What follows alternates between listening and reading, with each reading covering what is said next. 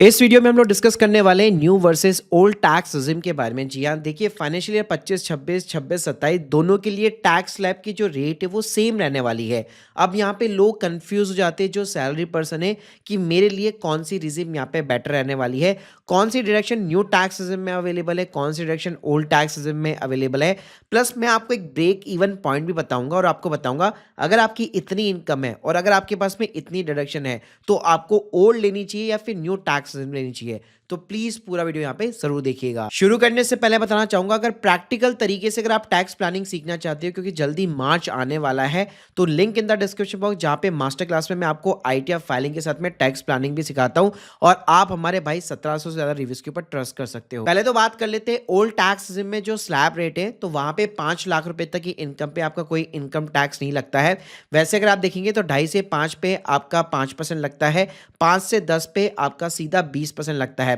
लेकिन गवर्नमेंट बोलती है कि 5 लाख तक की इनकम पे ये जो 12,500 रुपए का टैक्स आपका बनता है उसका हम लोग आपको रिबेट प्रोवाइड कर देंगे, यानी आपको अपनी जेब से कोई भी इनकम टैक्स पे नहीं करना है।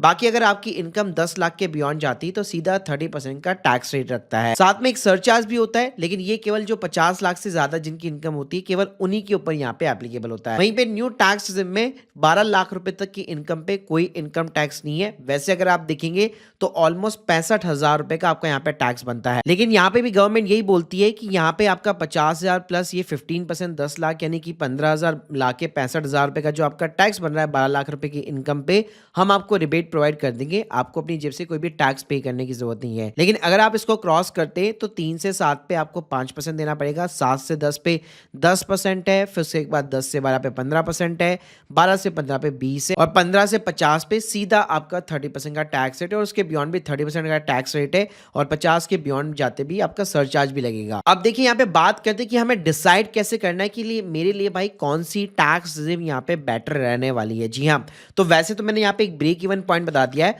लेकिन उसके पहले मैं आपको कुछ डिडक्शन भी बताना चाहूंगा कौन सी मोस्टली डिडक्शन न्यू टैक्स में अवेलेबल होती है, कौन सी ओल्ड में रहती है। तो देखिए यहाँ पे मैं आपको यूनिवर्सली न्यू की बात कर लेता हूँ क्योंकि न्यू में कोई भी डिडक्शन वैसे आपको अलाउ नहीं रहती, केवल आपको जो सेक्शन 10 की कुछ डिडक्शन होती है जब आप रिटायरमेंट के जो बेनिफिट्स होते हैं वो आपके अलाउ होते हैं। एक आपको 75,000 रुपए की स्टैंडर्ड डिडक्शन देखने को मिल जाती है।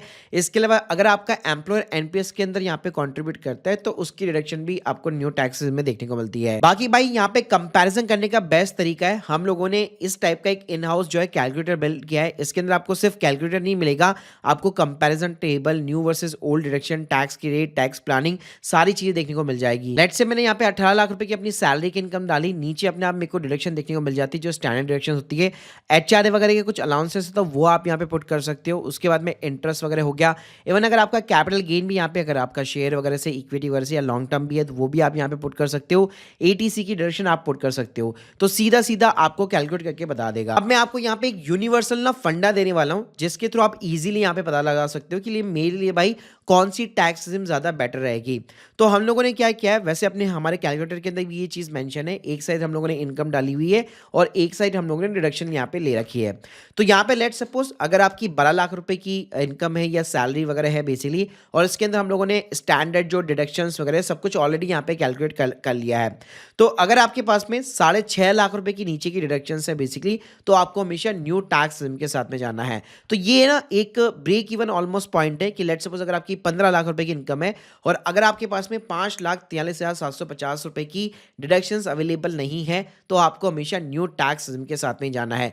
अगर आपके पास में इतनी डिडक्शंस है तब जाके आपके लिए ओल्ड टैक्स सिस्टम यहाँ पे ज्यादा बेनिफिशियल रहेगी। जैसे स्क्रीन के सामने देख सकते हो, जैसे मान लो 19 लाख के ऊपर मैंने यहाँ पे लिखा हुआ है 674,999, ठीक है। तो आप यहाँ पे देख सकते हो 19 लाख रुपए के ऊपर अगर मैं ये मेरे पास में डिडक्शंस है तब जाके दोनों ही टैक्स सिस्टम के अंदर ऑलमोस्ट सेम इनकम टैक्स यहाँ पे बन जाता है।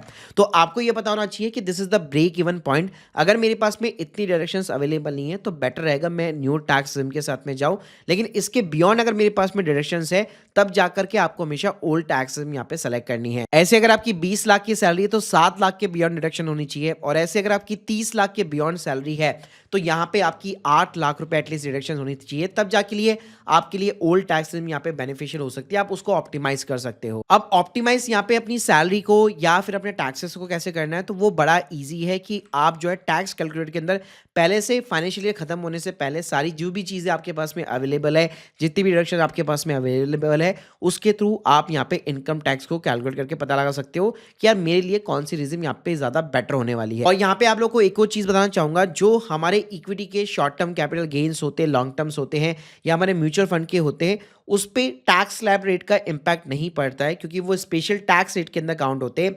यानी शॉर्ट टर्म के ऊपर अगर 20% का टैक्स रेट है तो आपको कोई भी रिबेट यहाँ पे प्रोवाइड नहीं की जाती है। ऐसे ही लॉन्ग टर्म कैपिटल गेन के ऊपर 1,25,000 के बाद में 12.5% का टैक्स रेट है, तो वो आपको भाई पे करना ही पड़ेगा, फिर चाहे आप ओल्ड टैक्स रिजिम के अंदर जाओ या फिर न्यू टैक्स रिजिम के अंदर। तो जो टैक्स ऑप्टिमाइजेशन का जो गेम है पूरा का पूरा, वो यहाँ पे आपको अपने जो अलाउंसेस है, आपकी जो डिडक्शंस है, उसको आपको ऑप्टिमाइज करके यहाँ पे लेना पड़ेगा। और बाकी हम लोगों ने इन चीज़ों को बड़ा ही डिटेल के अंदर जो है अपने कोर्सेज वगैरह के अंदर बहुत अच्छे से यहाँ पे बेसिकली एक्सप्लेन किया हुआ है एक एक चीज़ के ऊपर। बाकी गाइस अगर आप लोग की कोई भी डाउट्स है कमेंट बॉक्स में ज़रूर बताइए, और मास्टर क्लास की लिंक मैंने ऑलरेडी डिस्क्रिप्शन बॉक्स में दे रखी है। Thank you guys, thank you very much.